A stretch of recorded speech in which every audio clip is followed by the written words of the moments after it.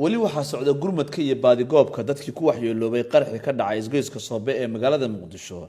Ciidamada commandoska ee militariga ee loo yaqaan Danab ayaa ku biiray howlgalka dhismayaasha burburay looga soo saaray meedadka shacabkii shalay al-shabaab ay ku xasuuqeen isgoyska kilometer 5.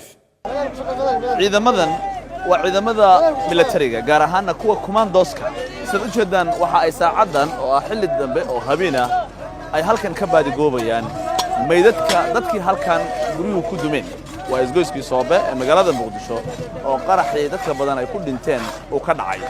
ciidamadan waxa ay saacadan u soo jeedaan inay helaan bal haday jiraan meedadkii halkan ku aafmay. sargaal u hadlay ciidankan commandoska ayaa sheegay in ay dibadda u soo saareen ilaa 3 meed oo kamid ah dadkii ay ku burbureen dhismayaasha kuwa kalena ay hadda baadigoob ugu jiraan. ciidanka xoogga dalka Soomaaliyeed gaar ahaan ciidanka Danab ay u taagan yihiin saacadaas oo ay u nadiifinayaan oo indhihiin u shan yihiin inay dalkooda mar walba dhiigooda iyo naftooda iyo maalkoodaba ay u huraan ayay ugu taagan yihiin. waxaan ka soo bixinay dhismayaashii burburay ilaa 3 qof oo meyd ah hadda waa soo saarnay inta kalena waa ku daba jirnaa.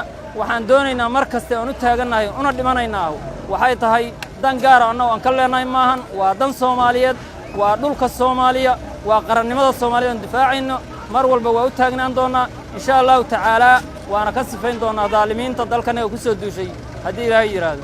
al-shabaab tad'ufka duligiyo qarmuunka ana dabar jaraye ciidanka Danab waxa uu kamid yahay ciidamada sida gaarka u tababaran ee had iyo goor howlgallada gaarka ka fuliya goobaha fogfog ee saldhigyada ay ku leeyihiin argagixisada al-shabaab.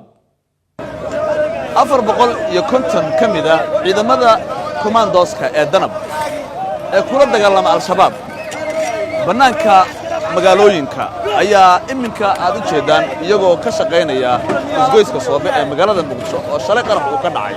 waxaan halkan u yimaadeen ka sugoo dagaalka shabaab ay kula jiraan dhinaca kale inay dadkooda caawiyaan oo ay shabaab dhibaatada ay ka geysteen gudaha ay wax ka qabtaan sida inay sifeeyaan wadooyinka iyo inay shacabka badbaadiyaan.